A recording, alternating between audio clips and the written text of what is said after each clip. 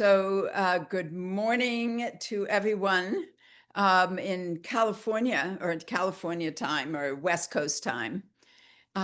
It's late afternoon in Italy, where Rebecca is. I would like to welcome you to Breaking Bread. And our work today, our topic today is equivalence. And how we think of democracies as wanting to be based in equivalence. We all hold a value of equivalence in terms of people's worth, their value, we seek equivalence. We don't think of people as equivalent, but we seek equivalence. And I want to talk about it not just in a political sense, but in the practical sense of moving together to do in preparation. Oh, and I should say that today, as I let somebody in, I'm inviting Kevin in. I should say that today is Friday, the 19th of September, 2025. Hey there, Kevin. Welcome. I see you also are driving. Great. It's okay. It's great. Welcome, and I'm delighted that you're here. So in terms of considering the topic of equivalence, in preparation, I went and looked at the book, The Politics of Touch, which is a wonderful text by Erin Manning, M-A-N-N-I-N-G. It was really her first text. This is her dissertation, really. And The Politics of Touch is looking at political values and what touch teaches us about those values. And the reason why and that is part of the reason why I turned to Erin Manning in preparation to talk to you, because we value liberty, equality, and freedom. Well, liberty is freedom. And to think that as a democracy, as a group of people, as a collective, a large collective, a governmental collective, that value of equality kind of rides against the actions of our everyday life, and definitely of our moving life, in which we get onto the dance floor and we start to move together. And the first thing we know, absolutely, is that there's nothing equal happening. My physical, bodily felt experience, your experience of my body, my experience of your body is not going to be equal. You're not like me. In only the most gross sense is are you like me? You've got a head. That's pretty gross. You've got arms, perhaps. You've got a torso, perhaps in different configurations. All of it is not the same. And when we think about your experience, how you understand and experience time, for instance, the values that you place on that experience of time are completely different. So my millisecond may not be the same as yours. When I start to move with you, I may be experiencing that movement in such fine gradations, temporal gradations of instants unfolding.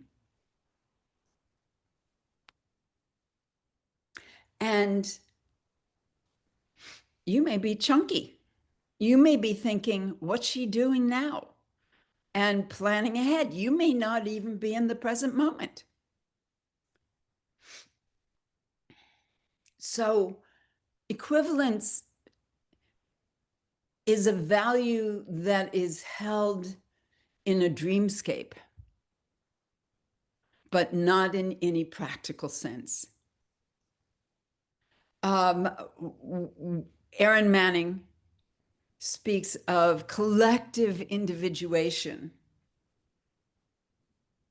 in thinking bodies, and in thinking bodies that are as large as democratic bodies,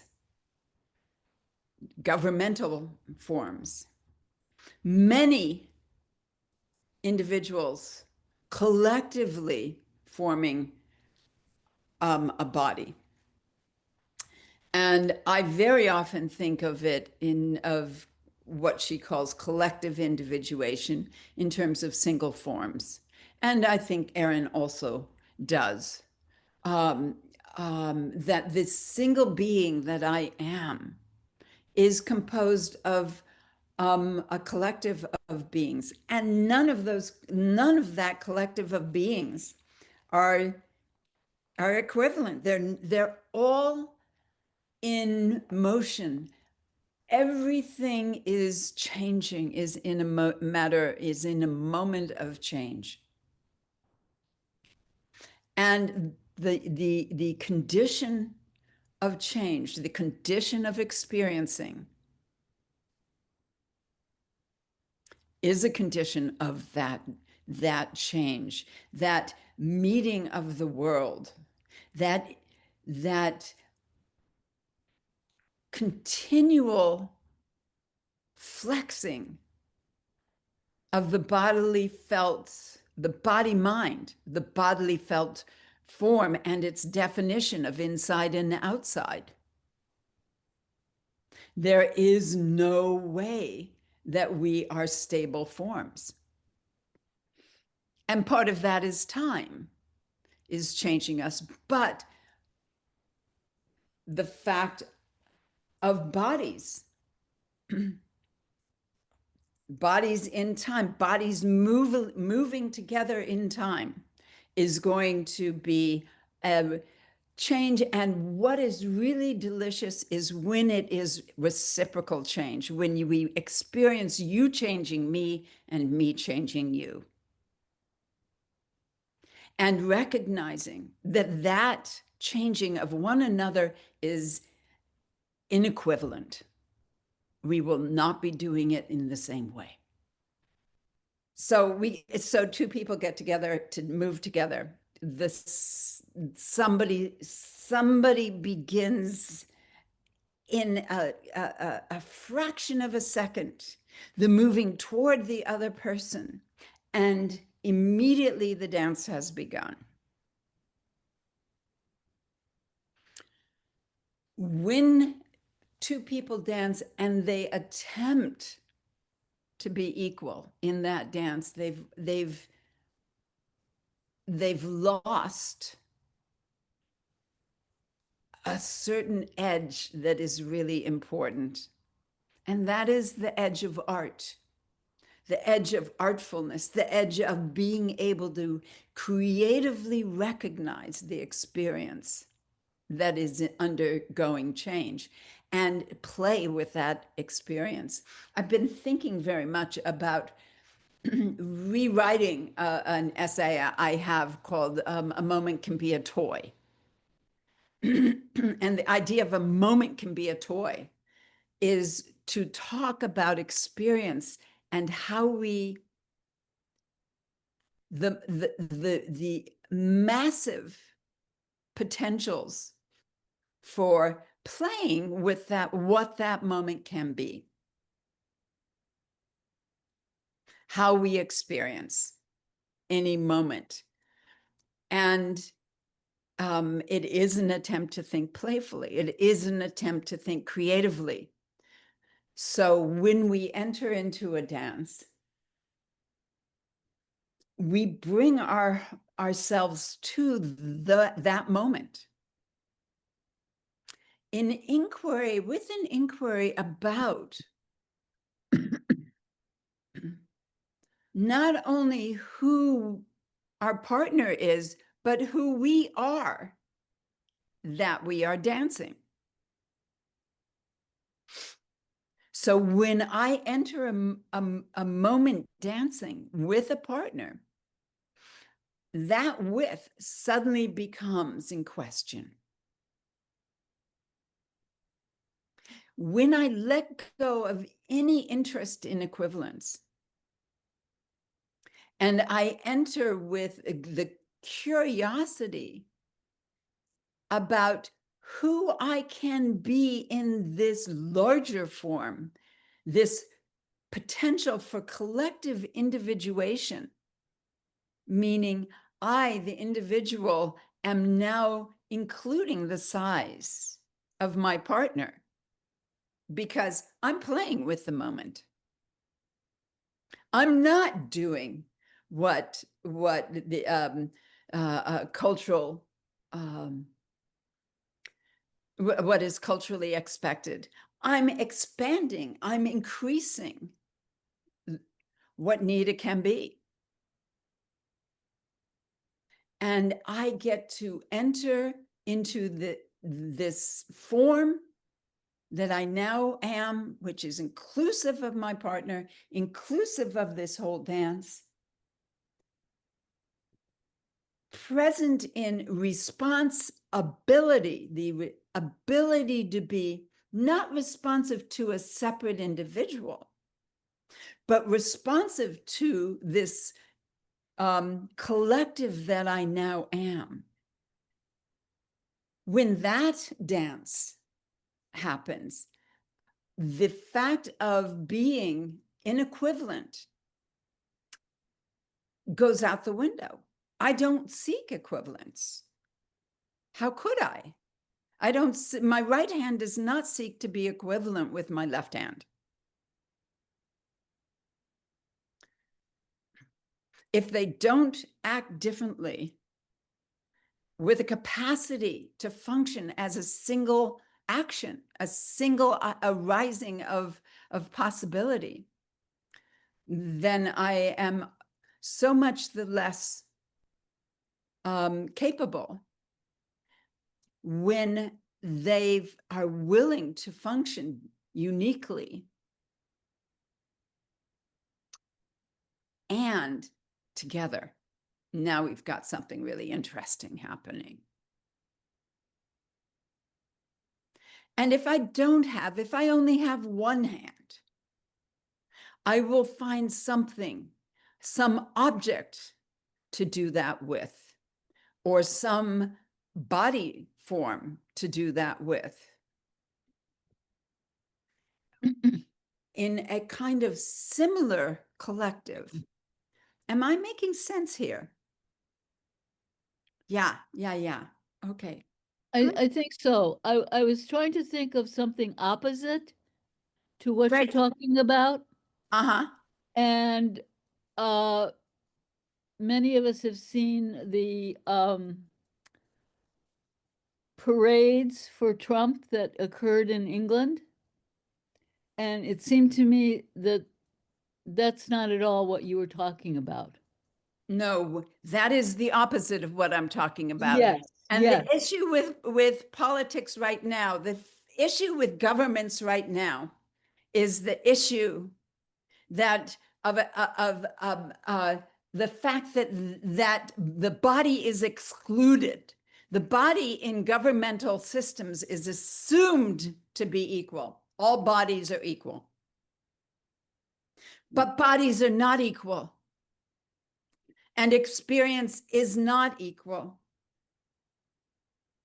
We can never, and when I see dancers move together and one person does something and somebody else tries to do something somewhat similar in order to establish a balance between the bodies, a balance within the effort of bodies.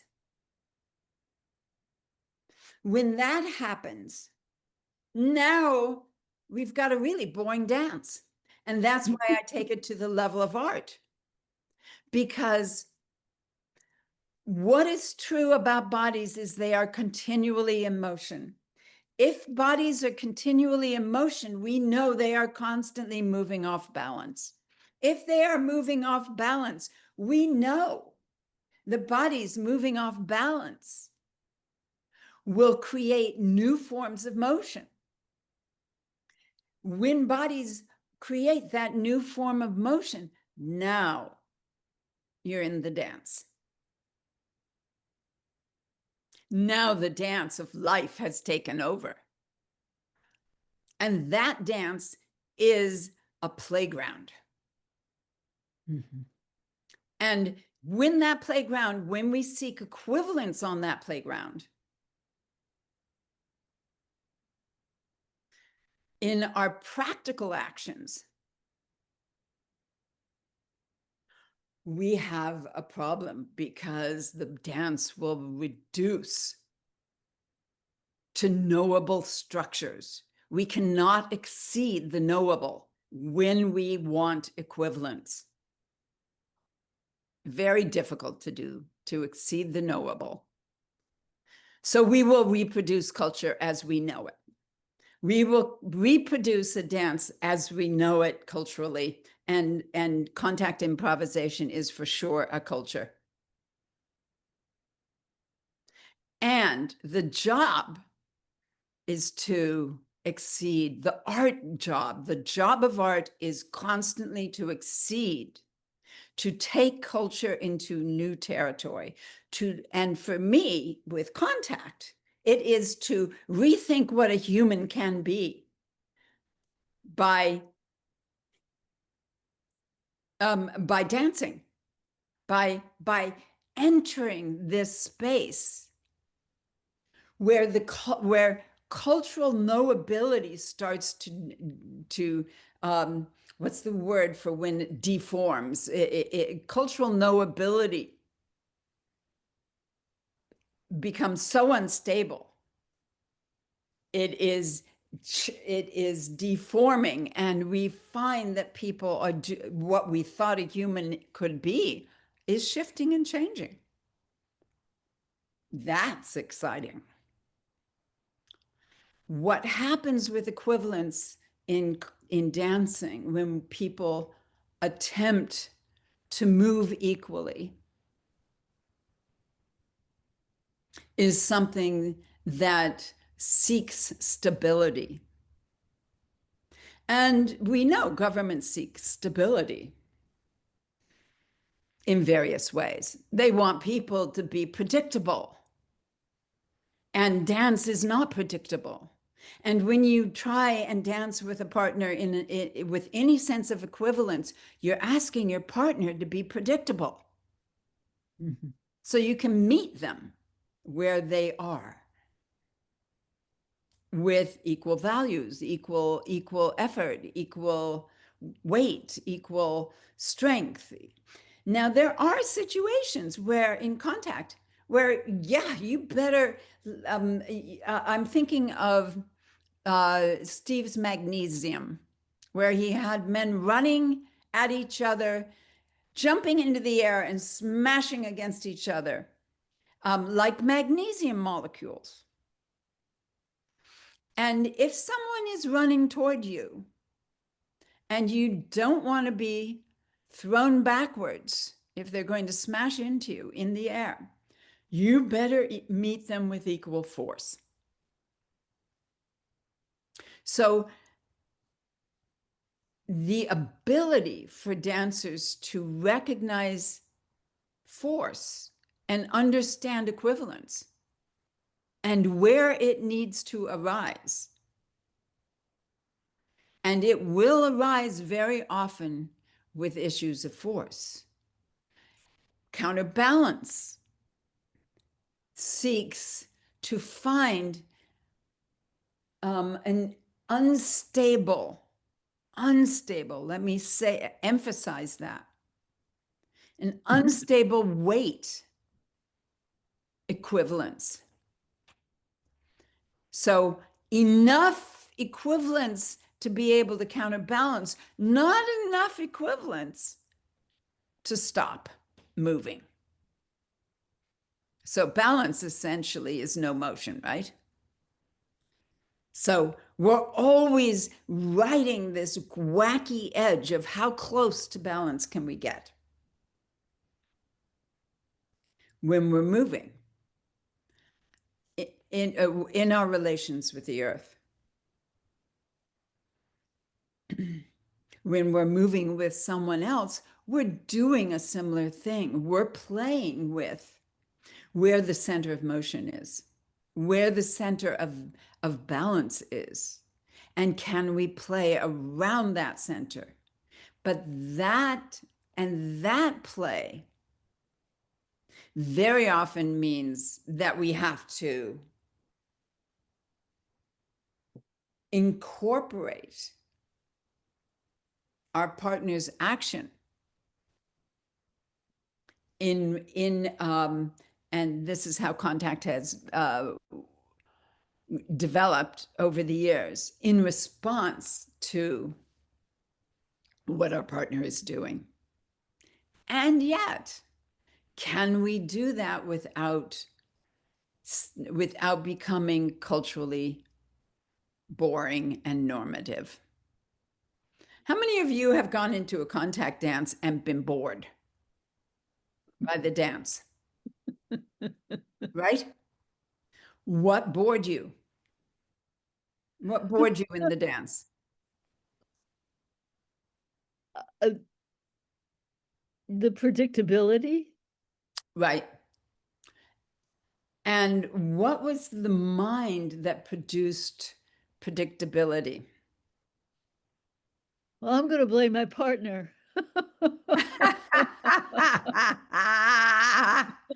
Uh-huh. Okay. Something that I find, can you hear me okay? Yeah, we can Okay. hear you great. Something that I tend to get bored and lose connection is when I feel both of us like trying to figure the other out and kind of holding back in some way, like not really just finding the flow together or finding the pulse of the dance. Yeah, Um, yeah, yeah. yeah, that bores me. Can you unpack the word figure out or the term figure out? Unpack that. What would figuring the other person out be? I think I think it comes up most when like both of us are trying to let the other person lead and just kind of follow what they're wanting or what we're imagining they're wanting. Exactly. I think Yeah. that's what I mean by Yeah. it. Yeah. Yeah, exactly. And wanting to be meeting the other person in a way that supports what they want. And that produces a kind of desire for equivalence. Let me meet you and let's find a balance here. Let's figure out this place together. And that balance point, I think, is very important. If you can't feel your partner, if you and the difficulty, of course, we know is because partners are body minds. We're all body minds.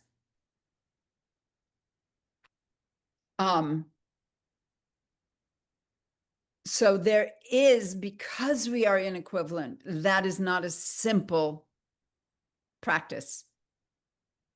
How we do that when I find when a partner is very busy in their body and their mind, if they can't quiet thought when dancing, if they can't get into the simplicity of sensation, particularly sensation that is ground in earth, in weight, in relations with the earth.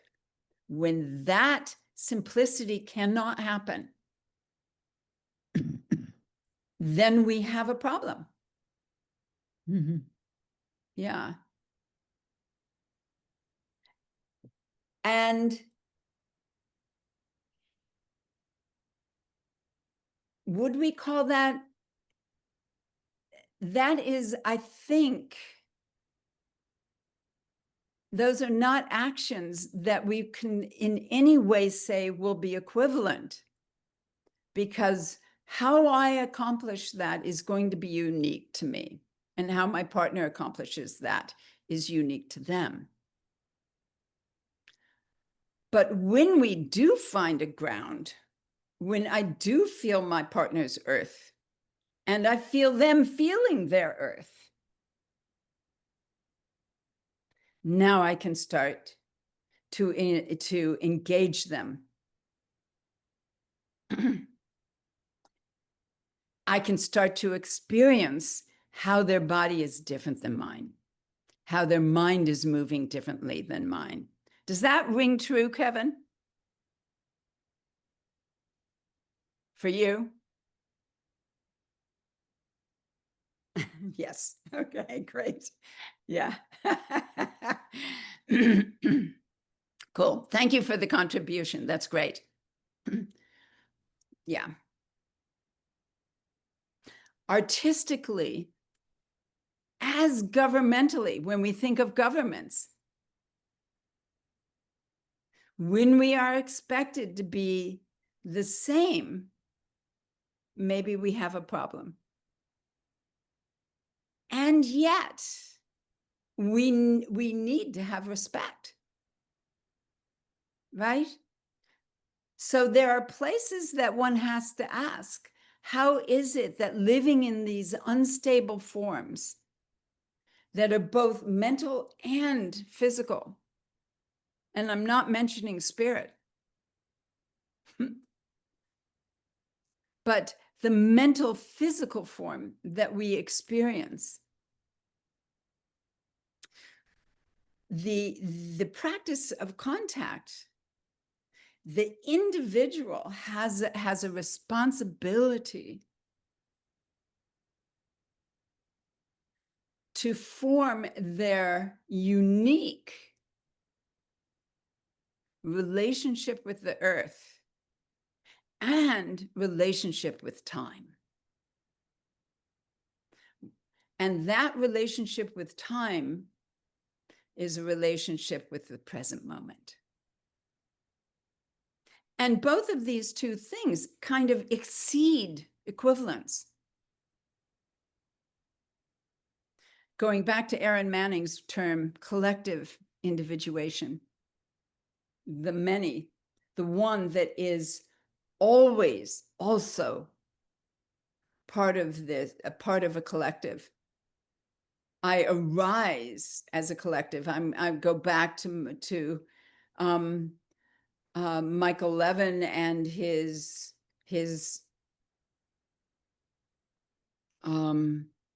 idea, all intelligence is collective intelligence.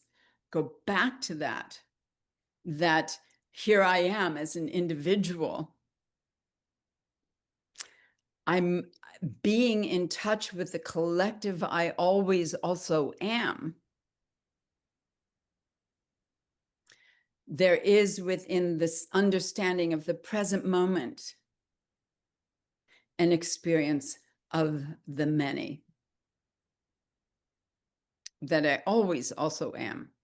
So when I can find that in my dancing, when I have exceeded the boundaries of my flesh, and I can find that in relations with a partner, now we've got a canvas on which we can do this crazy dance in which I'm not the same as my partner, and I can be inclusive of my partner. After all, no parts of me are the same as any other parts of me. All parts are different. All parts individuate.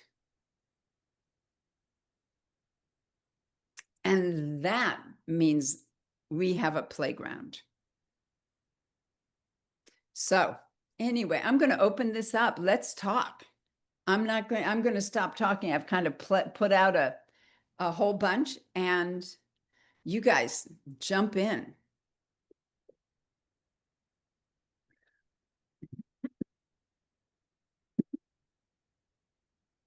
Ideas, questions, thoughts about this?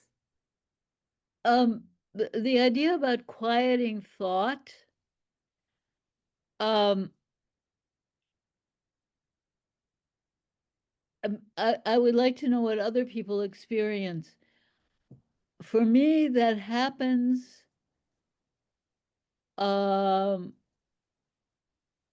it isn't the first thing that happens. The first thing that happens is the movement. Right. And then if that's like satisfying, then my mind can be very quiet. But the movement comes first. The meeting comes first. Interesting. That's interesting. For me, when I move into a dance, I experience my mind as doing this. It doesn't do this. Mm-hmm. Doesn't go away. Mm-hmm. It opens. Mm-hmm. And that opening is inclusive of the mind that is a body. So I go into the experience of body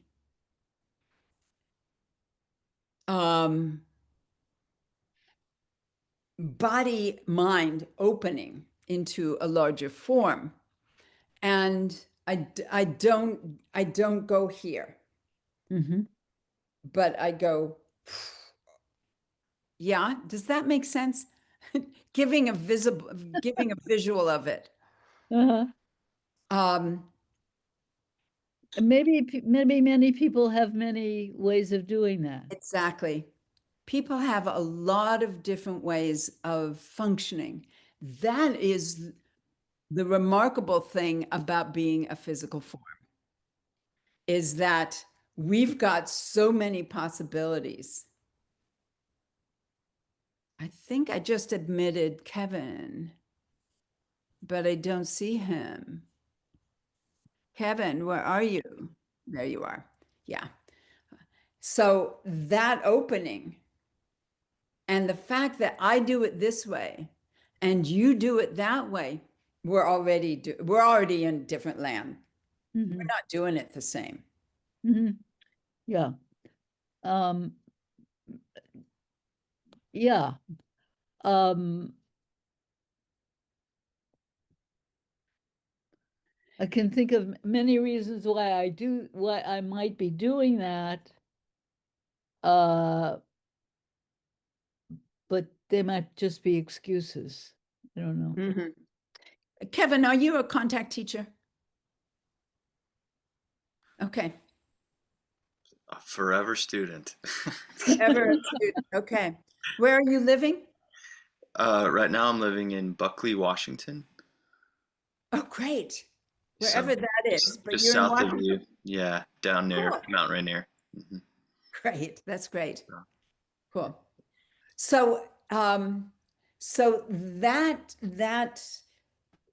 dropping in, we could say, or we could call it opening up.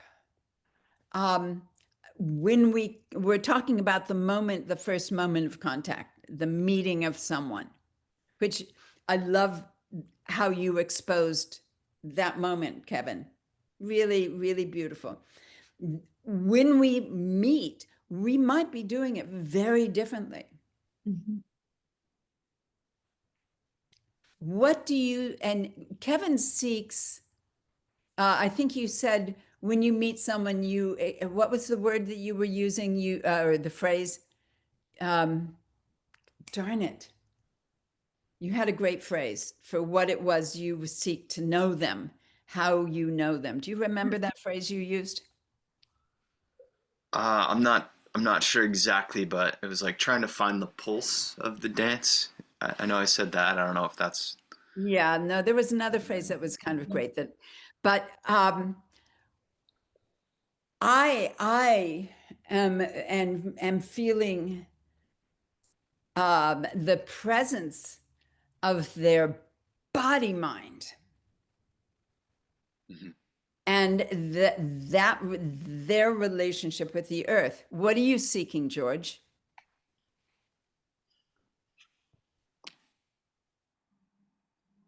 Just I guess like a new experience. Mm. Huh? Uh-huh. I don't know. Yeah. Um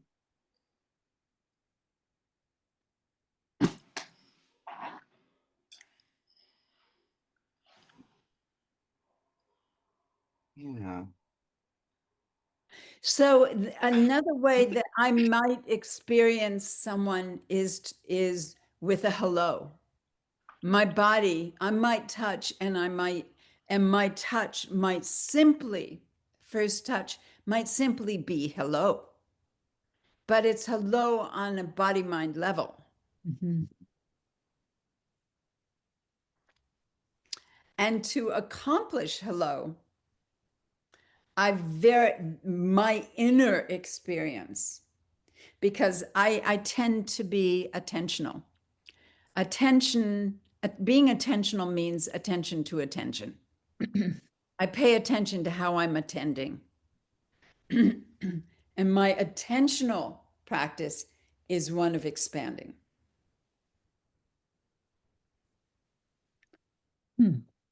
Into this present moment now. Hmm. And I could call it quieting down, but that gives it an oppressive idea, and it's not at all.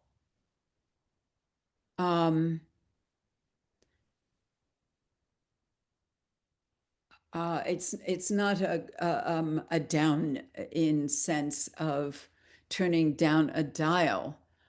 It's rather shifting channels, changing states.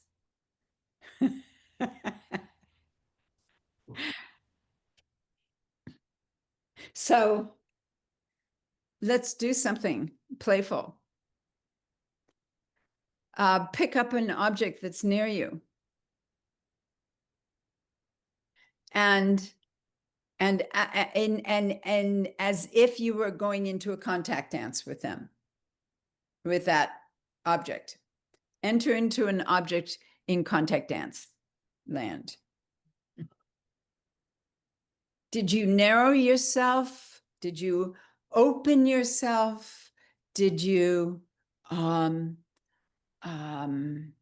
what happened on the level of attention? And I use the term attention because it is inclusive of body and mind. Now, I'm not the same as a cup. We're inequivalent. And yet, I can bring a sense of responsibility to my valuing of this cup. I can offer this cup, Nita. And when I offer Nita to this cup, I have to open. Hmm. I can't stay. My boundaries have to open. My attention has to open. What happens to you? I'm interested in you. I feel like first when you first said it out, I feel like I became the rock. And then that transferred back into being both You and the rock. me The and first rock. thing you did was you went and became rock, and then you came back and joined yourself. Yeah. Wow, Yeah. that's an interesting practice. Do you do that with your partners? Probably. Huh, interesting. Yeah. Okay. Not always. Okay. Um, What partners do you not do that with? I feel like it more depends on the state that I'm in. Like if I can get into a state of really being in myself and then join somebody, then it'll go to both Uh-huh. instead of, yeah. It was interesting what was Gretchen was saying? Or I don't know, we were talking about shit, what was it? Ah, um talking It's about still morning. You're forgiven. yeah. Words. We're talking about something. Oh no. Okay. It was like mm, rock becoming the. Oh, I was thinking, right, yeah. I was thinking about how I feel like I used to not be able to like warm up until I was touching somebody else. Ah, interesting. I felt like I needed to like incorporate another body into my body to like be like get into like a different mind state. Great. And Great. I didn't know how to do that yet by myself. And I feel Great. like I have, but like, so I feel that's kind of similar to that like jumping into the other body and then expanding to both. Yeah. Um, Interesting. but yeah, now I have much more of an ability to find that myself. Right.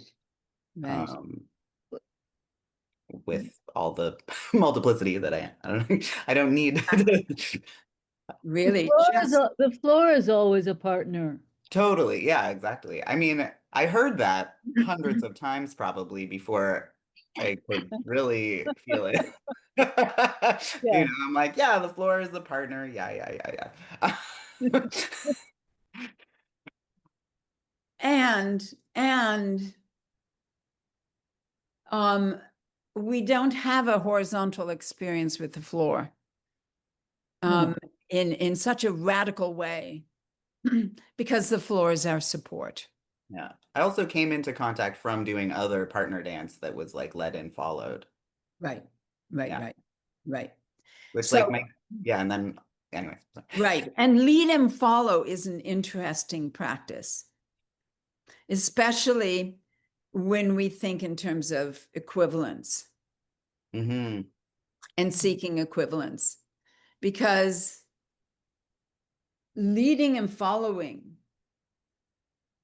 and I always, whenever I enter lead and follow is great for working with people who are not fast yet. And I don't mean fast in their movement, I mean fast in their attention.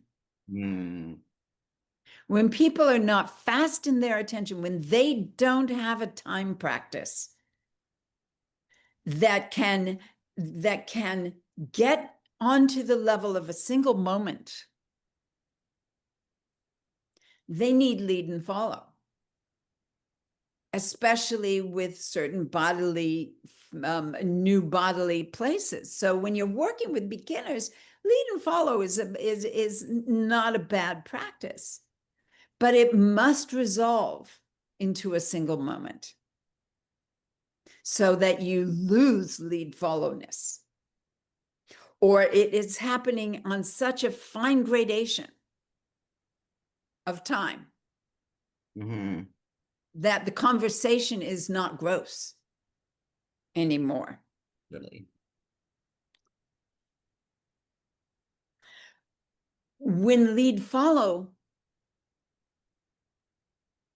I mean, lead follow is in equivalence right there, right? And the reciprocal within that is what Ray Chung says, which is, I mean, he said this I mean, we're talking 20 years ago. So it's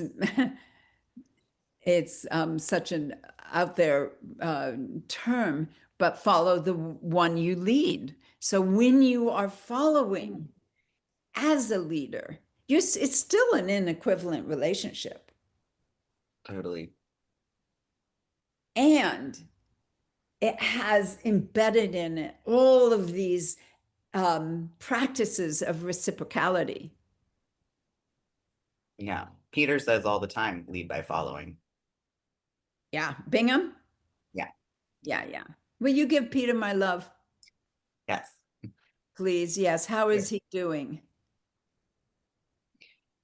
Yeah. Okay. I mean, he's Well, you give him my love. I think to come up and visit him sometime. yeah, come up. He's I don't know. Yeah. I, I I, mean, his health is going. okay. But he's still teaching 3 days a week. What a marvelous human being. Marvelous, marvelous. Um, so, um, and allowing that, seeking that reciprocality when it is communication,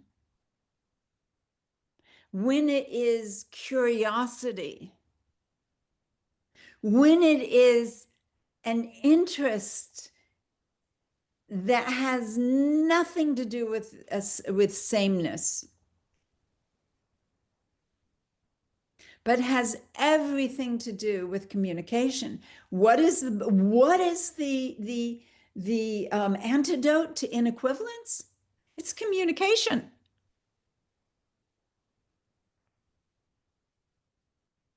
Without communication, we're lost.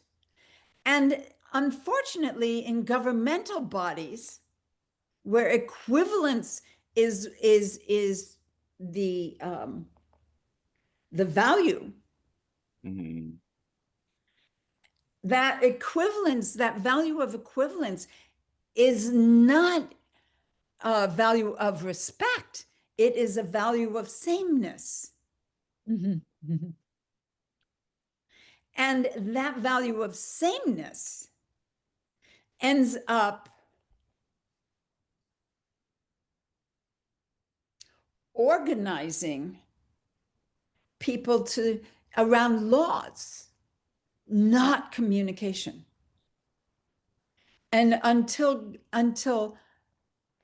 governments value communication and modes of communication, look at the tools we've got. We've got amazing tools for communication, and they're not being valued to support that. They're being valued to support law and control, rather than that thing we call freedom, which requires communication.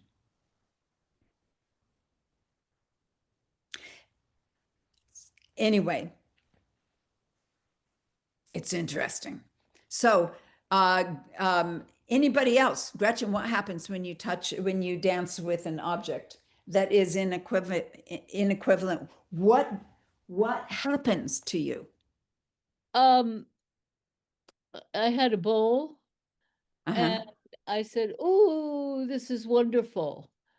Because it's uh it, it shares with my body roundness. Although its bony structure is far more complete than mine, because I have soft parts and this doesn't. Um, but um, But right now, what I'm hearing, Gretchen, and I want to stop you because you're going into a conceptual world, which is very interesting if you're art making, uh, if you're composing. But if you are dancing, and you're meeting something in an initial moment, and that's the moment we're really looking at. What happens when you enter a dance with an object? You don't, I mean, do you enter a dance with a partner and go, wow, that person is really, yes, there probably is some form of evaluative process or conceptual process happening when you meet someone. So I may be incorrect here, but you just did with that bowl, you just evaluated the bowl. Mhm. So I'm sure that we all do some level of evaluative process. I have to feel safe with my partner. Got it. Yeah. And that's absolutely, I'm an old person and my skills are limited. And I have to know that my partner is attending to me. Yeah. So And that's mine. if they're not, if they're off on their own So joyride, how does that exist with an object here? well, I was controlling the object. Yeah. So it was like self-massage. Okay. Okay. Because it didn't have a handle like yours. Yeah, yeah. No, I get it. Yeah. I think I'm not giving you what you're hoping for. It's okay. No, it doesn't matter. I'm just interested in what, and you brought something that I think is really important, is the fact in equivalent world, safety is really important. Yeah, yeah, Yeah. yeah, yeah. Kevin, when you work with an object, what came up in meeting an object in dance? Mine. This was one of the nearer objects Uh-huh. to me. I'm not sure what came up, but I noticed that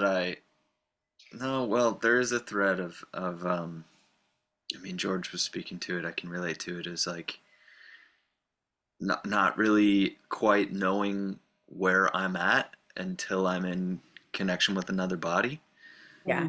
um, which I see as like a there's so many like deep relational metaphors that emerge from me through all of this work, and through dance, um, where there's still aspects of myself that are trying to know or feel myself through the other, Yeah. and Yeah. there Yeah. is the like limiting belief of like needing the other to be able to feel myself. Something like that comes up, um, where it's like I'm not sure how I am or how I want to dance until I'm actually interacting with another body or another, in this case, object. So I just was very gentle with this and almost, I would say, too cautious. And this is the thing that shows up for me in dance, where um, the thing I was speaking to earlier of like I'm often the initiator of the boredom that comes with a dance because I'm being too cautious and waiting to like feel how they want to dance and not really feeling into how I want to dance and bringing some of that until I'm sure that something in me can move with how they want to move. So Yeah. it's such an interesting thing you're bringing up, Yeah. and I so want to go with this Mhm. because you're using and I really value you're looking into this meeting moment because it's the language that you're using rings for me, especially with that word want, what my partner wants, what I want. And I wonder, and I'm putting everything in this scape of equivalence and inequivalence. When I look at want between two inequivalent forms, I start to see that want is going to create domination. Mm-hmm. And where want creates domination,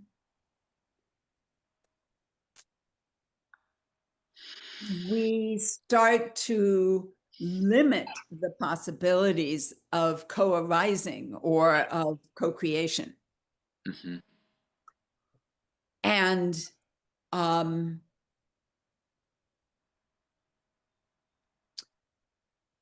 the fact of inequivalence can give rise to fear because we don't know what's going to happen here. Mm-hmm. But if we can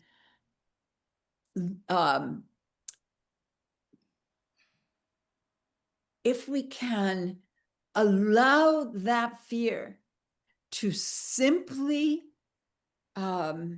exist, not do anything about it. Let it exist. Let it be information. And neither try to quash it by domination, because sometimes domination or the wanting and the making something happen is a quashing of fear. That fear of we don't know what's happening yet. Sometimes the fear is, as Gretchen speaks, what if? It's fear that comes with experience that says, oh, this could go there. I need to feel this person's attention, otherwise I don't know what they might do. Because they're bigger than me. Sometimes fear is fear of domination. So living that in that meeting, allowing that inequality to percolate, to just exist as percolation, and to seek what is present in this moment. And if where there is that fear, if the fear is fear of well-being and safety, then that has to be attended to. You have to go with your instinct. But if that fear is fear of not knowing what's coming next, and I mean, Kevin, you can manage anything. I'm pretty sure. I mean, you have I can kind of sense that if I were in a dance with you, I would be a stronger, more capable body, because that is what I imagine experiencing in a dance with you. My form becomes this larger form that is inclusive of you. And all your capacities now become mine as well. And where that turns into domination, we've got a problem. Yeah. But where that exists as gift, the gift of co-arising, the gift of co-creation, now we've got play. Now, our inequivalence, I would be bringing something else to you altogether as well that you don't get to experience. Maybe it's my fragility. I don't know. Maybe it's capacities I've developed, capacities of attention that you have not had. But in our co-arising, our meeting together, our inequivalence becomes strength. And that's what we want. That is the gift of inequivalence. And if that were happening on a governmental level, our inequivalence would be our strength. It has been in the past. If we seek sameness, now we are going to do nothing but lose potential, lose creativity, lose the possibilities. It's exciting. Beautiful, beautiful, you guys. Your contribution was so valuable to this discussion. Thank you.